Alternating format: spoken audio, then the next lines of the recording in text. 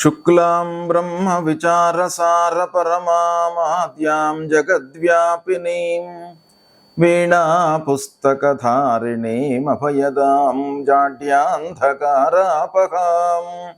హస్తే స్ఫాటికమాలికాం విదదతీం పద్మాసనే సంస్థితాం వందే తాం పరమేశ్వరీం భగవతీం బుద్ధిప్రదాం శారదాం.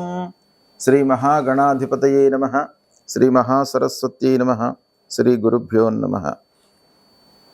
2024వ సంవత్సరం అక్టోబర్ నెలలో ధనుస్సు రాశిలో జన్మించినటువంటి వారికి గోచార ఫలితాలు ఎలా ఉన్నాయో తెలుసుకుందాం.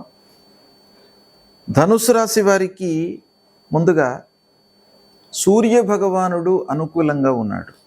ఈ మాసంలో దశమ ఏకాదశ స్థానాలలో సంచరిస్తున్నాడు. అంగారకుడు సప్తమ అష్టమ స్థానాలలో ప్రతికూలంగా ఉన్నాడు. అంటే సూర్యుడు కంప్లీట్ అనుకూలంగా ఉన్నాడు 100%. కుజుడు 100% ప్రతికూలంగా ఉన్నాడు. ఇక బుధుడు దశమ ఏకాదశ స్థానాలలో అనుకూలంగా సంచరిస్తున్నాడు. గురు భగవానుడు 6వ స్థానంలో ప్రతికూలంగా ఉన్నాడు. శుక్రుడు అనుకూలంగా ఉన్నాడు. శనేశ్వరుడు అనుకూలంగా ఉన్నాడు. రాహువు ప్రతికూలంగా ఉన్నాడు. కేతువు కూడాను ప్రతికూలంగా ఉన్నాడు. ఈ విధంగా గ్రహస్థితి ఉంది. ముఖ్యమైనటువంటి గ్రహాలు సూర్యుడు, శని, బుధుడు, శుక్రుడు ఇవి అనుకూలంగా ఉన్నాయి. కనుక ఓవరాల్గా చూసినట్టయితే 50% అనుకూల ఫలితాలు, 50% ప్రతికూల ఫలితాలు గోచరిస్తున్నాయి. అంటే మిశ్రమ ఫలితాలు గోచరిస్తున్నాయి. ఈ మాసంలో ఆదాయ స్థితి నిలకడగా ఉంటుంది. ఆదాయానికి ఢోకా లేదు. ఆదాయము, రాబడి బాగానే ఉంటుంది. సంపాదన విషయంలో మీరు సంతృప్తిగానే ఉంటారు. రావాల్సినటువంటి డబ్బు మీకు చేతికి అందుతుంది సమయానికి. కొత్త వ్యాపారంపై మట్టుకు మనస్సు నిలుపుతారు. చేతిలో డబ్బు ఉంటుంది.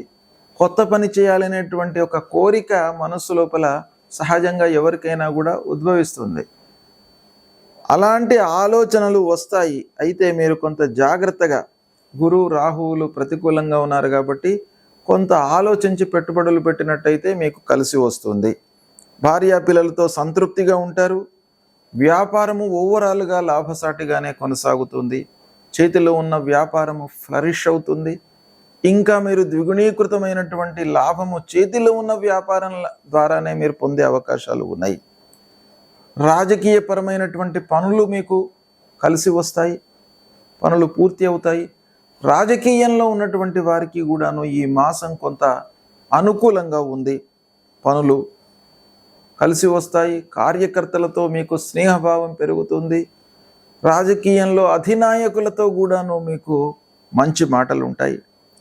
కోర్టు వ్యవహారాలలో అనుకూలత ఉంది. ఉద్యోగస్తులకు ఆఫీసులో తోటి వారితో సామరస్యంగా ఉంటారు. వాతావరణం మీకు అనుకూలంగా ఉంటుంది. అయితే కళాకారులకు, సాహిత్యవేత్తలకు, సంగీత ప్రియులకు, మీడియాలో ఉన్నటువంటి వారికి, సాఫ్ట్వేర్ రంగంలో ఉన్నటువంటి వారికి, ఫార్మాసిటికల్ రంగంలో ఉన్నటువంటి వారికి, టెక్స్టైల్ రంగంలో ఉన్నటువంటి వారికి, వీళ్ళందరికీ కూడాను కొత్త అవకాశాలు వచ్చే సమయం ఈ మాసం. అవకాశాలు వస్తాయి. వాటిని సద్వినియోగపరచుకోవడం అనేటువంటిది మీ చేతిలో ఉంది. ఇక బంధువర్గంతో మనస్పర్ధలు ఉన్నాయి. బంధువర్గంతో జాగ్రత్తగా ఉండండి. ప్రతి విషయంలోనూ వైషమ్యాలు నెలకొనేటువంటి అవకాశం. ప్రారంభించినటువంటి పనులలో ఆటంకాలు ఉన్నాయి.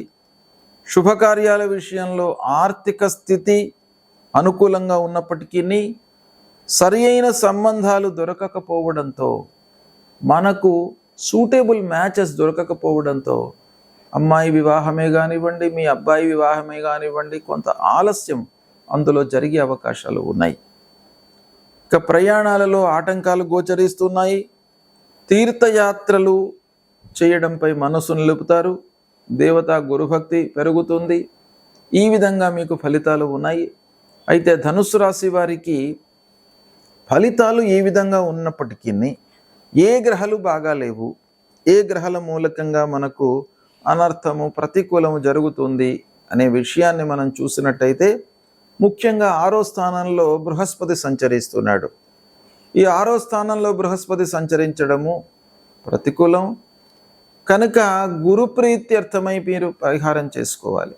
దత్తాత్రేయ స్వామి దేవాలయానికి వెళ్ళండి, సద్గురువులను సందర్శించుకోండి, మీకు విద్యాబుద్ధులు నేర్పినటువంటి గురువులను మీరు దర్శించుకోండి, వారిని సేవించండి, మాతాపితృవులను సేవించండి. దేవానాంచ ఋషీణాంచ గురుం కాంచన సన్నిభం వందనీయం త్రిలోకానాం తన్నమామి బృహస్పతిం అనే మూలమంత్రాన్ని ప్రతినిత్యం కూడాను జపించండి. తర్వాత రాహువు కూడాను అర్ధాష్టమ స్థానంలో ఉన్నాడు.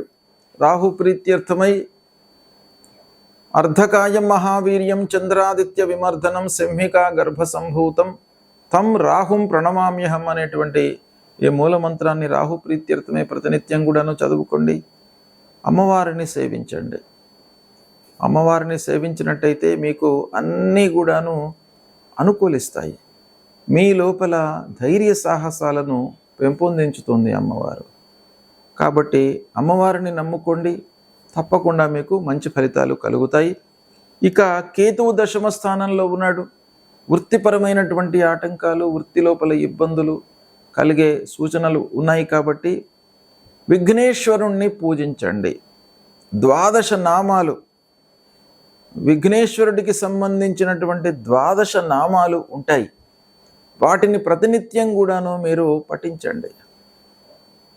తర్వాత విష్ణు సహస్రనామంలో ఉన్నటువంటి ఒక మంత్రాన్ని ప్రతినిత్యం కూడాను చదువుకొని మీరు చేసేటువంటి ఉద్యోగం కానివ్వండి, వ్యాపారానికి కానివ్వండి వెళ్ళినట్టయితే మిమ్మల్ని ఆ విష్ణు భగవానుడు రక్షిస్తాడు, ఆటంకాలు లేకుండా మిమ్మల్ని ఆదుకుంటాడు.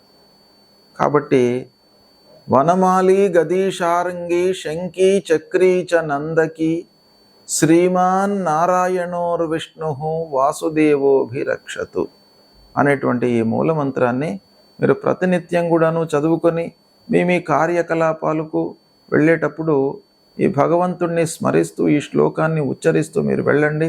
అన్ని రకాలుగా మీకు కలిసి వస్తుంది. శుభం.